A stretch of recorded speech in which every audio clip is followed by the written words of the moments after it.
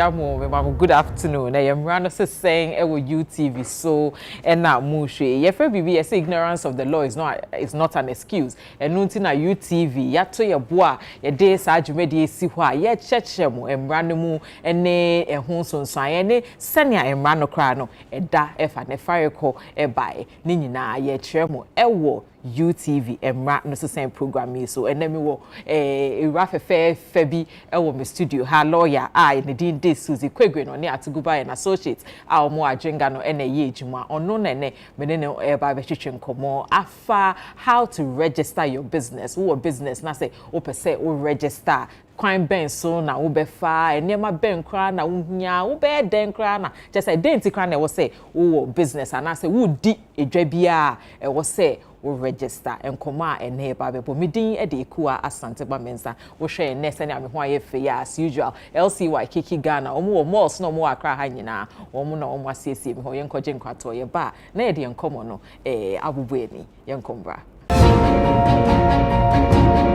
Emrana saying and na ugusua ushei me to send ya make and ne lawyer Suzy Kwegwe one atuguba and associates or more ajenga no ejuma and na ye ba between komo afa business registration, how to legally register a business. Send ye be ya wo business and I dread ye na wo dino a bit to me age na ye no ne was say we be a friend registration. It's a home common mene lawyer Suzy everybody. Akwaba why for lawyer and see to say na me kind business a JD then see and they will say you register business mechia ashrefu enyina se eba na edwadi mu a na business registration mu a ehu hia papa se wo business no betimi atumpon akonenim atre akonenim ewo Ghana ha no ewo se wotimi register wo business no wo di business no ebe shemra ase eno na ya business registration say wo the business no eba be shemra na se na mra na recognize say wo ye dwuma die we ana wo ye dwuma we anyway a eno no eboama business no ekonenim etumpon afi so wo the business no so shemra na se ana wo register business no so a eboama wo say most of the time no obi pese one wo ye business a ohwe say the amrana hihye ana the amrana dia tutu akwan mu nyina wetimi a comply with the so and sana otimi the why business until to register your business no very very important a boost the confidence so obi person on your business or be your confidence ampa tenya the amrana dia to akwan mu nyina wetimi edi so until we a credible person but we can say credible person we are legitimate otimi no we business ebeye yi na business no begina eno nti ena we say yeah what kind of sense say we say ebe ma woody dwe bia we say ye me pese me hu say edwe die bia na we say register because we say service we fa kwan yi so a wo be ya wo ba UTV hey me sure say wo fa street is wo say manfo gingine nim ho a omo de ne MCC omo ti so a omo ton ade ne ne ma ye wo amanfo nso omo shops mu a omo ye ne wo edwumekuo bia no so so emu hu adan akese bi wo kra na wo hu dan ne kra wo say che say nipa na e wo edwuma ne mu no wo mo do so nti businesses bang any register okay we share Mrana a Companies Act 2019 Act 992 and no na businesses are wutimi register ewo Ghana na baako sole proprietorship another one so a company limited by shares and I can say limited liability company no another one so a external company afi so your partnership and a company limited by guarantee inti sa companies wo na sa businesses nyina na mbrano emma ho kwan se wo pese wo register wutimi go ahead na wa register na wo bobo ye eja say ya hwefo ye omu ye se na ebe o better so betimi a cheche mu kakra se we ni nyina ye den because me na before na kan na menti ase okay you can sole proprietorship na che say nipa ba ko won kwa wo business wo register won kwa won fa director bia won fo bia won kwa na wo run wo business nti for instance ebia me pese me bie shop a ebia me ton drinks ne anything beverage a baby enya baby kakra ke bia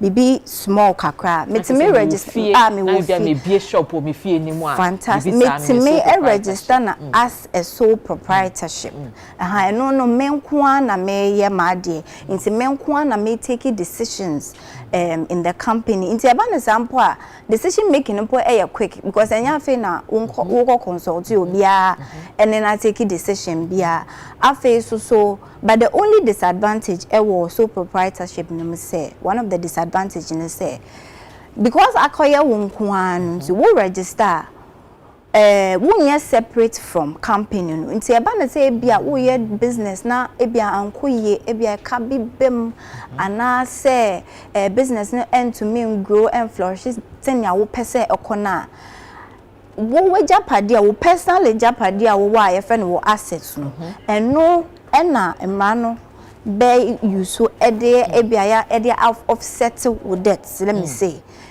to say kana wo didi ni na mami ntwa no but answer na obeto aso no na che say wo business a even though say ye me a meti hey and I may be a juma kro no ejuma no ye separate from me a meti hey under normal circumstances and that is for a company limited liability limited by liability but wo can sole proprietorship and yes separate you are the business one individual no when I will run, we are the internet. You are the sole owner of the business. Business here won't kwa would ya a banner liabilities. They be I can a banner assets. What will be a year won't kwa what is for the is for you, the individual as the sole proprietor, the sole owner of the company. Into that is why I say a banner say woko any liabilities are wo owner no. Personal assets, what me use, you have to use it to offset or defray those costs or those liabilities. And another disadvantage to say, sometimes because I call one kwano, a bit of how call yare call ball, perform yare call ball, and na a na say juma no egubi because when you bia man nche down to aso emma nti that is one of another disadvantage I wore sole proprietorship afi so you can company limited by shares and a limited liability company private limited liability company and no we go through process na emrana ahihye na wonya register and na wonya incorporated company na you can't be say a separate legal entity company no separate from woni pana wo register now wo directors and shareholders na work company ni mu no nti no when it comes to liabilities ebia e kabi ana company na ntimi an growing na ebia e wind up na egu a no yen embefa directors na shareholders na personal assets bia emfa offset and defray liabilities no it is company no is a legal person sana ya kano legal nti mame bisa o say ebia lawyer wo wate ejumakuo ya ebia ye fe no sa limited by shares or limited liability ye fe no say ebia wo honom na me hu say ebia ejuma na boka me ne ejuma no edili ejuma na boka na me hu say wonso wo ho wo sika bebre ne ne ma sebe so otumi di wo sika tia me wo say because limited by shares ni yes ejuma no say ntumi nto nyama ni ntua meka na che say ka na mabo no the woman say ntumi nto wo personal nyoma we are separate until I can say separate legal entity we are separate from company no because company no I go through what is called incorporation what register until it has been incorporated it has its own legal identity I am separate from directors no and shareholders no into a kabema it is the company's assets company na aboka enye directors no enye though there were certain instances yetimi emma directors na shareholders no it will be paid for such liability. For instance, ebia company na start here no shareholder ni be na director ni be the no personal property akwa guarantee for a loan for the company and no the one na akwa guarantee ni wow personal property into no Ebanasa, if there's an issue, any that property, the bank or baby Okoji loan will come after the property because one I would guarantee. Until that mean to me sorry in Kase, Ejuma way edemeka, and Ejuma way I say, na minimnira nomne ebia lawyer Susie, inti Sadia may back. We fear near to go and associate into me bahonum about Jimmy's coming to me sorry, but now they be and they won't to mean yes, sir, because company, as I said, is separate from only our or setting up company. So no won't to me and yes, sir, unless say as I said, circumstances be to say they are my boss alone, and I be sometimes no, cause maybe a company has been set up for a fraudulent purposes and cover fraud be and BB into nipa na way train or more kind but not with the intention of running a business properly but as a fraud be abema and no you kind say lifting of the veil of incorporation no court no etime emma directors na shareholders na mo aye modia no pay for liabilities but until then say court na establish no it is a separate legal entity. Into the business runs on its own. If it's a going concern, it runs on its own. It means you. It is a business. No, they has entered into another contract with another business. Na ebia nyoma unkoya. Business na kasa to miss you on in its own name. As a business, or to miss you in its own name.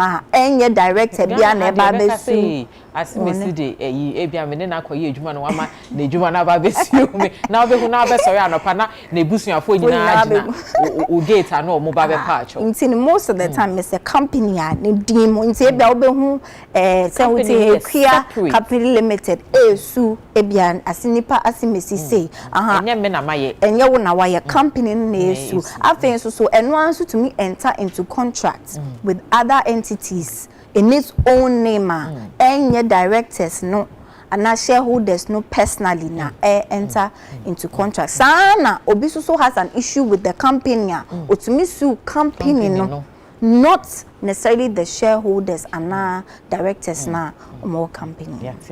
And now Ubu being so calm. No, we share another one external company. External company no company ya incorporate and ya register outside Ghana. Ebia can some more branch wa ha and on person set up branch wa ha and now office wa ha and also so is covered under Companies Act 2019. And I think into partnership. Most of the time partnership most of the time law firms and I enter into partnership, two persons coming together almost setting up partnership in team patrol and only some of the businesses are covered under we did me that pass and chechi we out there my yafe yate pass say international say ofa company ye wo mu ahodo bebre enye business bia na say ye register ni nyina wo kwan ba koso nti wo be try me say before ye be register business no edwuma na wo ba be di no eniema bensa na wo say me ekua ya mete he eniema bensa na wo say me hwe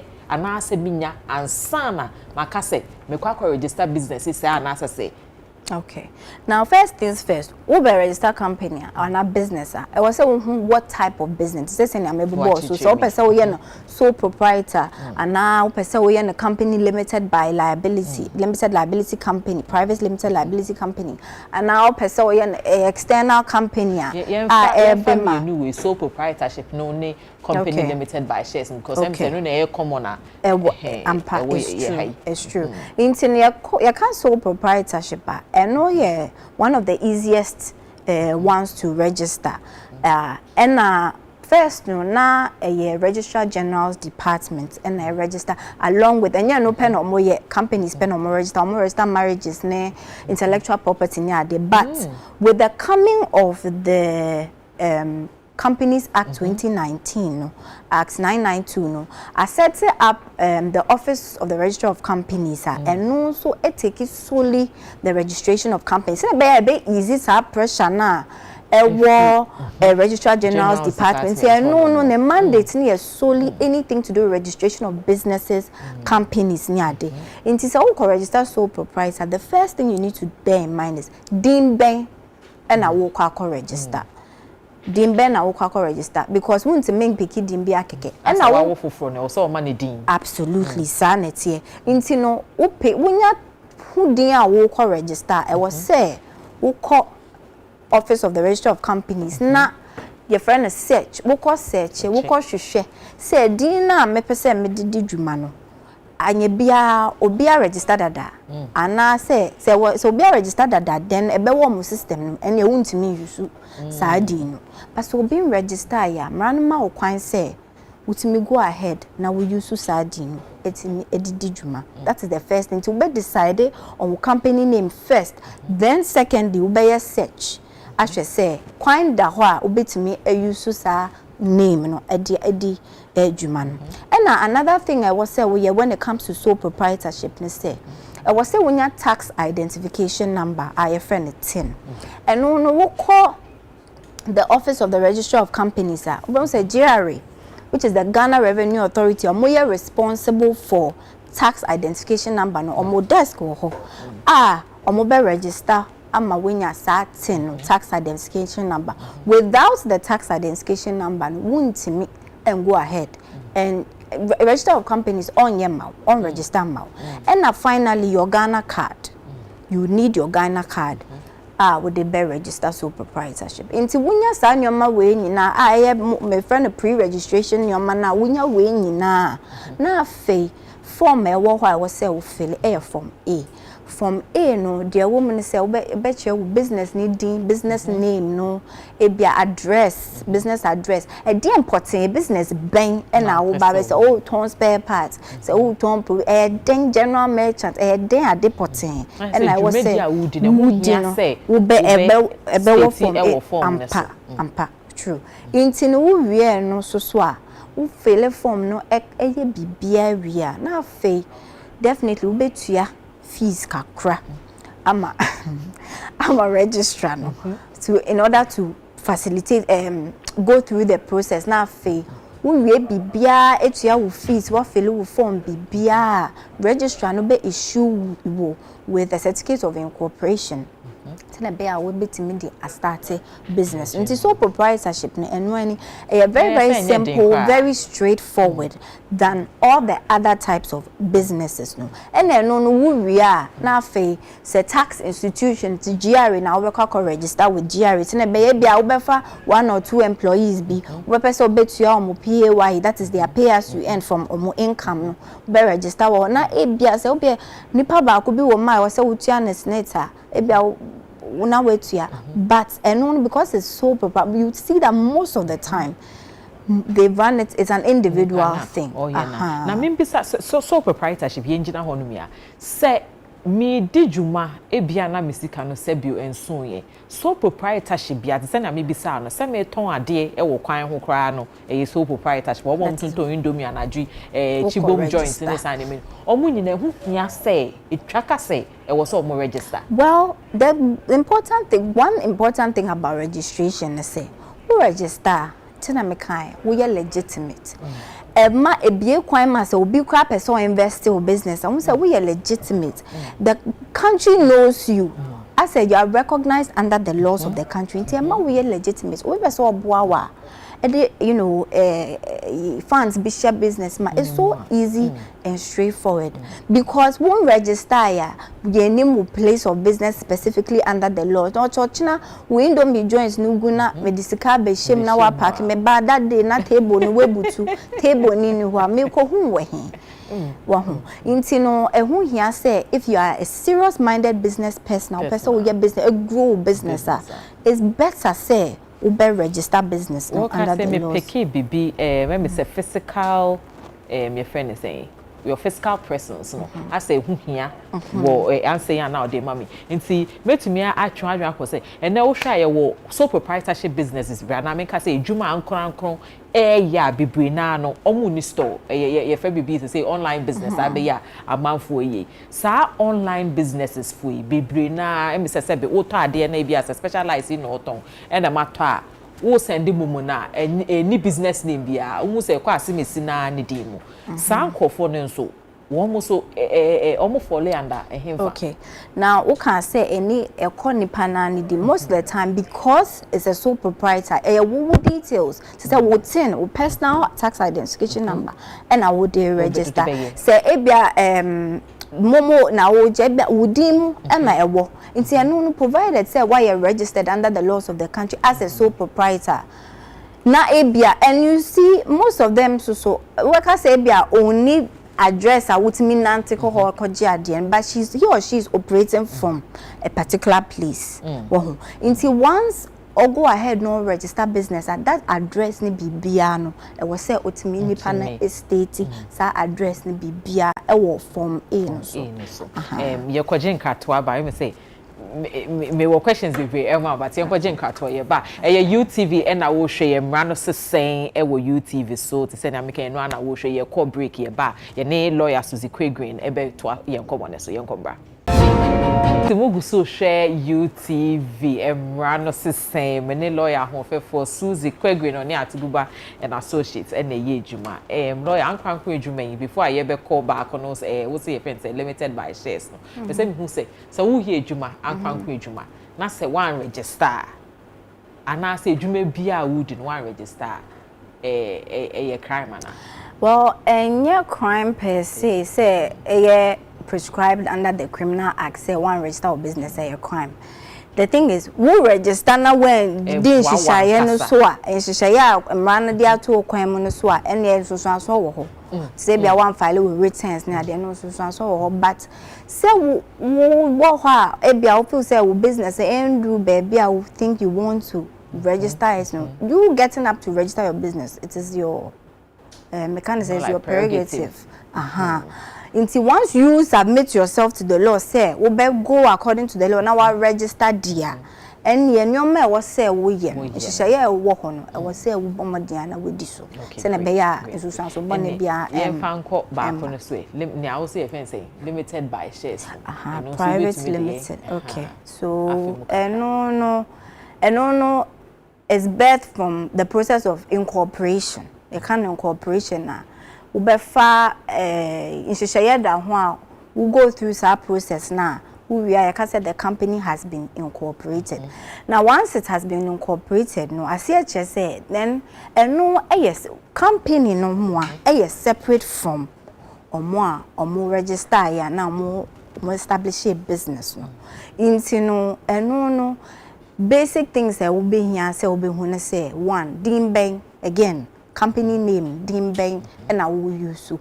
Now who decided Dino so again? I was say we now call search say Dino ever why meet me use so now will be for aji Dino dada. Say Sadia you have to change the name. Say yes so now Dino or what Dino ni how you want to use it you can go ahead and use it. And a man so companies acts no allow say ebia we person will reserve Dino to her. Bia wash Obian you so din o pese we reserve to ho a man allow we say we reserve to ho we betua fees no bibia na we reserve to ho be 2 months. After 2 months no we me extending for another 2 months.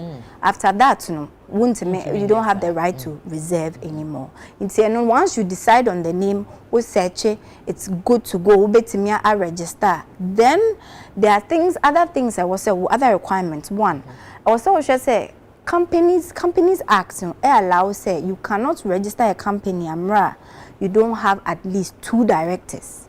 Into directors no more see to the day-to-day running of the company.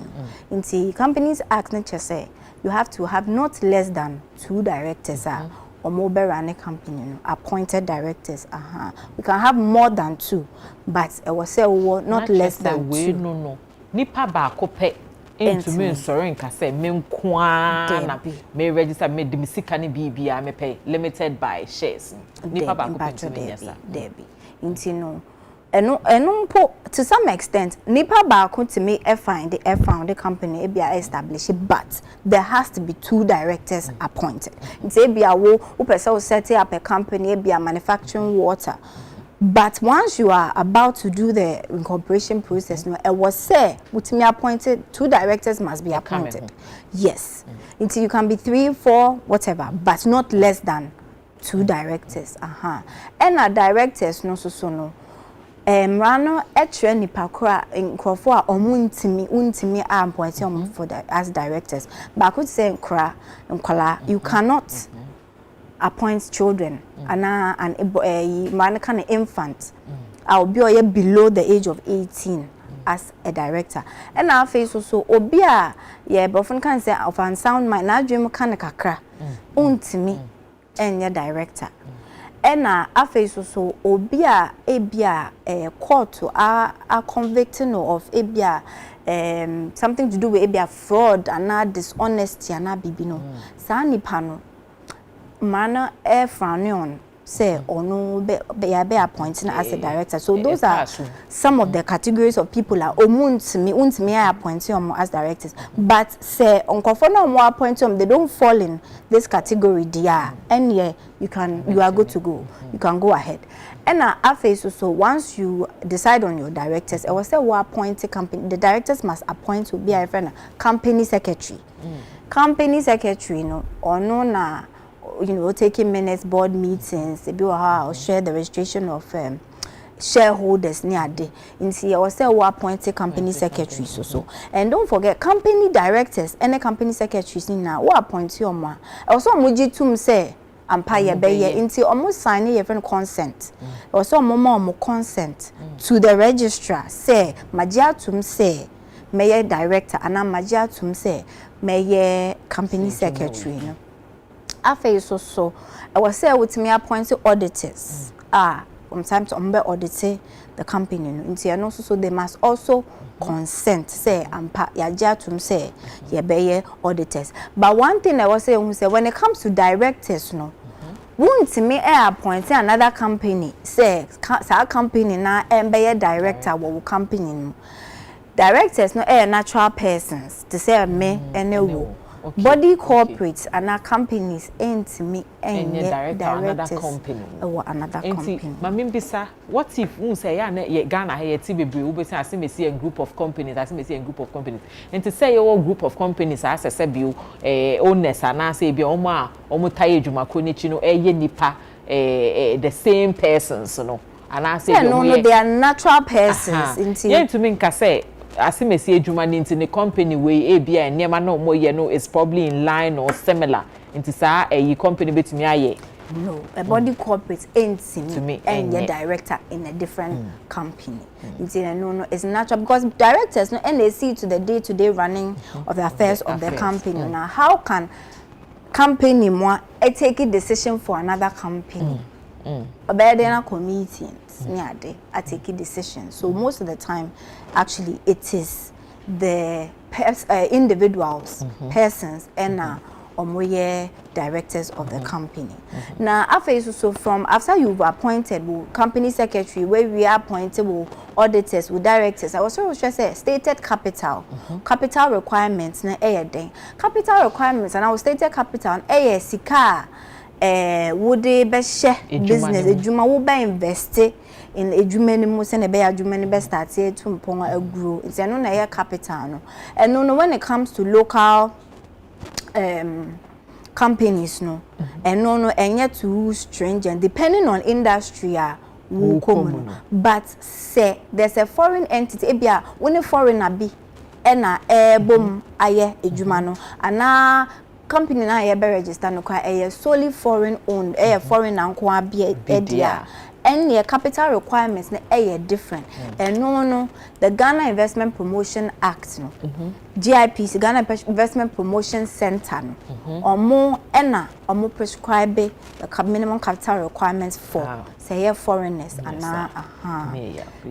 those are the things that you look at when you are registering the limited liability company. Now we now we share na bibia with the making na elda kwema bibia ye okay na fe go ahead now I feel form. One thing I may cancel say you have to have the friend say constitution, company constitution. A constitution and then I just say company no is here lawyer because a bit namane dorso intino also for bia won hunim dia you send to biamba bebia bibia nto chima obeye bibia pepepe ama sometimes we feel say oh we metimi ba be bedu baby no na wahwe we hu say nyamane bi wo hɔ a meet standard no intino we nyina na wa fill form even form 3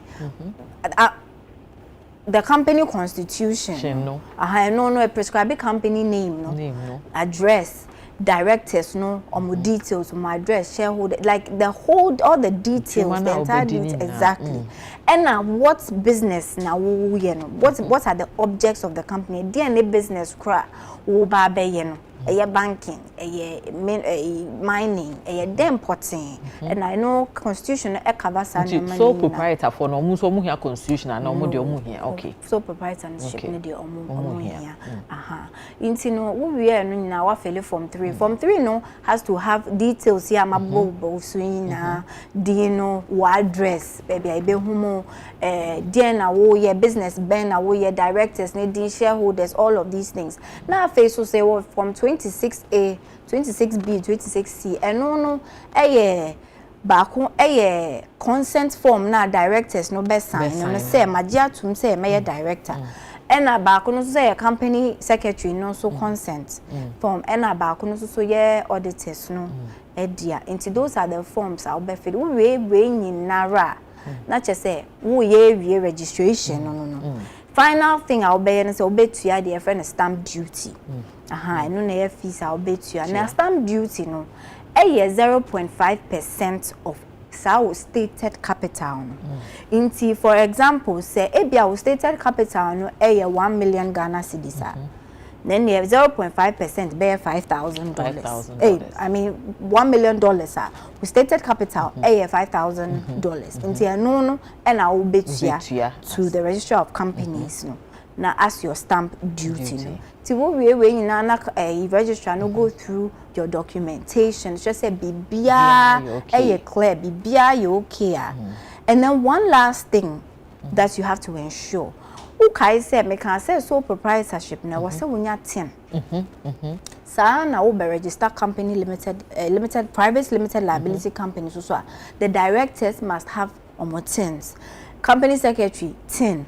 The shareholder, everybody must have a 10. And now we also the company itself, so tina GRA, so a company tina emana to facilitate the payment of the taxes, tax clearance certificates, new man. Until we na register na share be okay.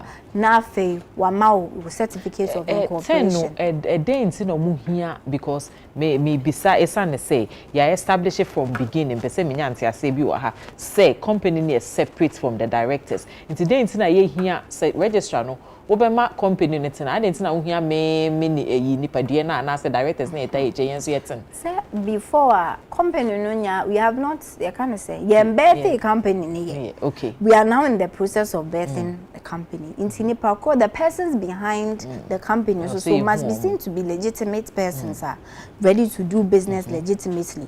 And the law requires say every individual must have a tax identification number provided say will carry on business. Our says I'm behind the scenes no. Also munya or more identification number. Now face so once incorporation takes place, the company itself so is ascribed with or is given on also tax identification number, corporate taxes so bet you and your money na ebe facility. That's it. Inti under what circumstances na ebia enema ya wakeken ya wabubosi na registrar na beka se asemesi mahwe mu neme mu nyina mo de aba begu ha mahwe mu na nso so still a me feel say registration no men grant mo ana say me mpene so ema mo adwubedi a mo ba bedi ebe koso.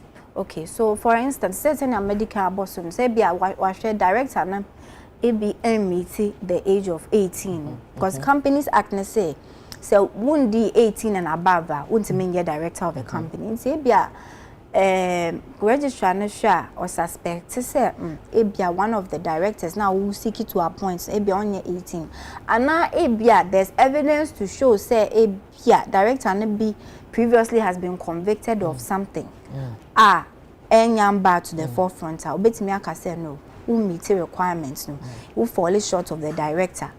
I cannot go ahead and register you. And I say when it comes to company secretary requirements, let's say ubeye uwo a tertiary certificate like a university degree. And I say uwo we are professional, be a lawyer and a chartered accountant.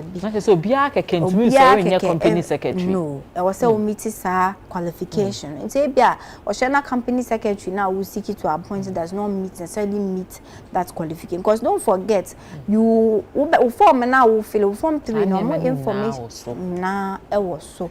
Into Oshana you don't meet the standard there. And yeah, it either will be a point you will be for and I say and yeah. Company no wait and now we need stated capital and now for instance say with a foreign entity na boom aye maybe a foreigner we Ghana ni we foreigner be business no we share na capital requirements no we meet here and yeah it will be difficult. Okay. Into the whole registration process no how long does it take? Okay, usually so will be intact. I think usually between 7 working days, everything with the incorporation or registrar general. So 7 working days, BBA was a BBA to me go through. Now, face to say, a foreign account now will register with Ghana Investment Promotion Center, GIPC, and also so BBA that can 5 working days, I was say, will start at make up. I just say, maybe be a money. Okay, and see, set what register business, ne do registration certificate, amount, we amount incorporation, BBA. How soon? And I'll bet me as at a time now make register, and I mean, be a promising me, CKB, and to minimum says, can be if into my state was so dear. Then, once the canning young bedroom in some. As me say train kakra and sana mastarte ye wo emre tentin bi anasa emreti a wo bia e wo so wo train anasa do we have a limited timer wo betumi a train after we receive your certificate in incorporation no asana wa she adwuma na se. Okay, as soon as we receive your certificate provided say while register with other entities depending on the business you can start immediately. Provided we registered there, which means start immediately. But if you not want to miss that, because don't forget, say at the end of it all, you will be filing with yearly returns near day. We'll register with GRS also and also so a yearly returns. We'll be filing returns near day. And no, when to me and started business you would have to notify a registrar general, officer of the registrar of companies say. We register say in your file won't start a business, you have to provide evidence that shows say won't me and commence a business and start a business wait me a file. So you notify even with the Ghana Revenue Authority as well. You have to notify. Yes, sir. So with tax liability amount. For instance, a will register you to coin. Out of the country, BBC, out of the country, you had to go. No, such evidence you can provide is ABR or passport, like information. Also, ABR just say within this period, BBI just say within the period, you were out of the country. And you say ABR who evaded taxes and now who evaded the filing of your return. So I register business, no, what if why yeah. Business no run it down and I said send an hour can business run it down and I say business going to me start here a tracker say wo na your friend is saying wakako notify registrar general no about say enti yen fact say we register business na we e registrar general and I say we say aban no and I ahye bibi friend say companies we are officer wo register companies nko apart from one when now we registration certificate in incorporation area other bodies bang and I said DMBM why mo biom na also ko board mama ne say mpacha o meye business o ana edwuma ya meye ma start you why mo biom na say wo board mama ne. Okay, first place Ghana Revenue Authority for tax purposes also we tax or register business in kwade we tax intino we register Ghana Revenue Authority. Say we a company limited liability company there. We pay corporate taxes every quarter. We pay for employees. Into we pay PAY pay as you earn. We pay no government no. And it depend on the nature of the business. Be a VAT and no Ghana Revenue Authority is very important. Say who register we are. Be register with Ghana Revenue Authority. Say so proprietorship again won't ya corporate tax I you no quarterly no but no in some instances or more self assessment near day and no show dia obetua for the and also so e bia depending on the nature of the business obetua VAT near day apart from that no SNET also ewo ho because we befa employees also utua more pension near day until we register with social SNET now with me to more pension near day amom afa so say a company wo be needy a foreign workforce a foreigners be adwuma woman na we foreigner na start and is a solely foreign owned company we here work permits near day or say we Ghana Immigration Service wo call I register wo ho my grant foreigners no permits to be able to work in the country because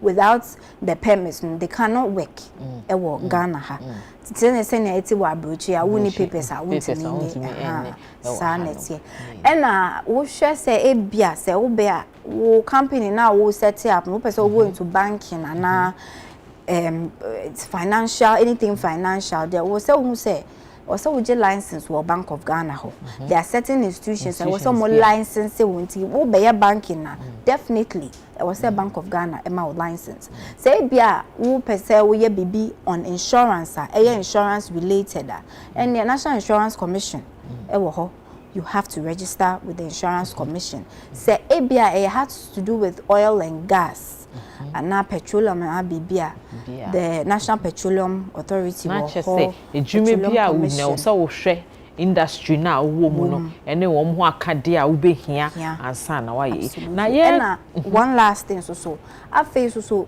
baby a jumano best situate no be I can say district and municipal assembly be a best situate no I was say we call echo register was a municipal assembly hono so yes it is bia wo ye no wo labadia lada de kotopon constituency honoma I was said district assembly no ehu say wo ye business wo ho until you register there because I know so omo a year omo tuatua wo betuatua to the assembly enna say wo ye anything related to environment I wonim say bia e be dangerous to the environment say wo gen fan say mining na EPA or so register with EPA on bear assessments near na ama go ahead na what procedure say abuse to kwa himself so fire service for nyina ho exactly it depending on the business type wo ye no any dia it comes with no I was say with make sure sa agency and as a license been I was say woje na one don't forget we breach law no say no ye ba under business registration near ayaka ho asemu nyina in case ubrichi bibia no does it come under the civil or the criminal law? Okay, it depends on the way breach if per the act maybe na processes say what so fast and now register we your say one court say be our local assembly say na maybe processes na niam we say wo ye for instance so register and now one register with the Ghana Revenue Authority and yes who evade taxes taxes we say we change na wontua who just asking na edi tie no the institution Revenue Authority no be after you say ebia municipal assembly who a wo no won register wo ho no they have a bi wo ho mo ba ebia me hu say mo close some of the businesses down because for failure to register with them you know el ni say we take sa nyoma for granted we be say we ejuma regarding insurance I was say we call insurance National Insurance Commission any omo ekodi nkata el register eye bibia because any on what basis na wo yes sir business no yeah ma we need license out me bear this our business nti wo ye no sen nti it's some of them do not necessarily have criminal implications but then what breach what the law says the companies acts what running no obedi nti ne krakra ne sen lawyer se me pese me te hey me di djuma and I say me wo dwa bia me pese me di then na advice ben and efutu ben and na de be ma me me te hey okay near the American say first of all business cra upese uye djuma di kwa upese udi na face so based on business types na ya bobo so di he na wo hwa e be favor wa wunya problem bia wo hwe na company limited liability company and who processes doors untimi ndi so a enie so na ye so proprietorship and no dey won kwa processing here very simple, very straight to the point, very straightforward. And who taxes no hu nyama bebe enye hu ransa. Inti first of all identify business a wo pese wo ye. Na identify say wo pese wo ye ne sen, wo pese wo ye ne company a ene no dey ehun sunsun so and na ehun processes do so. So wo betimi na wo hwe say wo bibia beso dia and yeah, why not go ahead? But men start enye na wo bibia nkoso na wakofumra na eno so na mra no eni wo abedi. Kakra meka. Me da say eye lawyer Susie Kwegwin oni atugubere na associate a wo mo wo adrenga no ene ye ne na twetwe nkomo wa kyeryen se ne be ya opese odi dwuma niam e wo se wo ye kwan go a wo be fa so abe register edwuma no na niam a sebe wo hia wo betumi de aye registration me de me advice chese ne wa kyerem no me hwa bebre enke kaman kwa madwen a aka register business a enwo be hia so pa kwa lawyer bi ti say Susie na chese wa boa wo ama wetumi a register wo business no pepepe nti ene mra no se sen ye de abewieye na se ne be se hia me din de ekua asante ba mensa te se na me kan ye matari a me hye ana me ho aye fe nyina eye LCY Kiki Ghana eno mo siesie bi ho ye be se hia bi na se ne mo bye.